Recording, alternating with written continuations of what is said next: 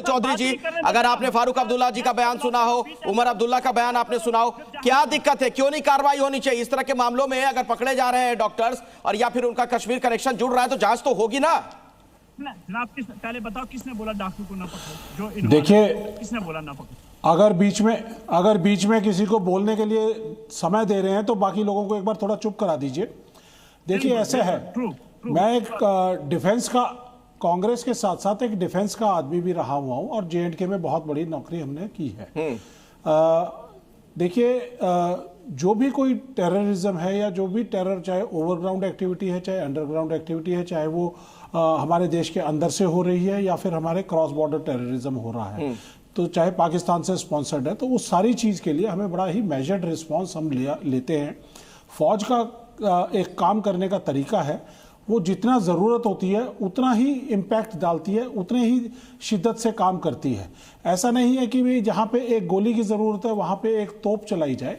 लेकिन जहाँ तक बात है, एक जो टेररिज्म है उसके अंदर कुछ चीज़ें बड़ी आदमी को सोचने वाली चीज़ें हैं। पहली चीज़ तो ये है कि जो भी इनडॉक्ट्रिनेट होकर वो टेररिज्म की तरफ जा रहा है उसको कानून के हिसाब से उसको डील करना बड़ा ज़रूरी है। और वो बहुत, हमारा law of the land is very clear, बहुत साफ सुथरा है, बिल्कुल क्लियर है, संविधान से चलता है कि जिसने गलती की है उसको पूरी तरह से उसको सजा देने का हमारे कानून के अंदर प्रावधान है और हक है, और वो बिल्कुल पूरी तरह से स्ट्रिक्ट होना चाहिए, उसमें कोई कोताही नहीं होनी चाहिए। तो जो जांच हो रही है सही हो रही है ना, ये मानते हैं आप?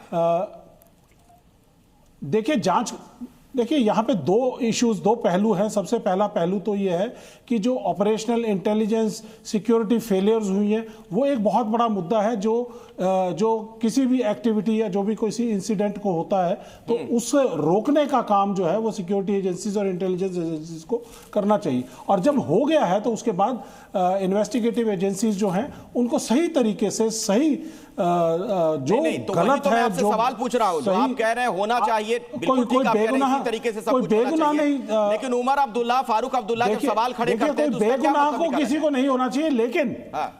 लेकिन जिसने टेररिस्ट एक्टिविटी की है उसको कानून के हिसाब से प्रॉपरली जितना जो मुनासिब सजा है वो इन्वेस्टिगेट करके, ट्रायल करके समझ दी जानी आप जरूरी वही है। बात कह रहे हैं कि होना चाहिए, क्या होना चाहिए, साथ आइडेंटिफाई करना भी जरूरी है। तो सवाल मैं पूछ रहा हूं, आइडेंटिफाई भी करना जरूरी है।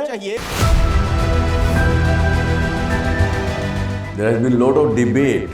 What is the true meaning of Dhamma or Dharma?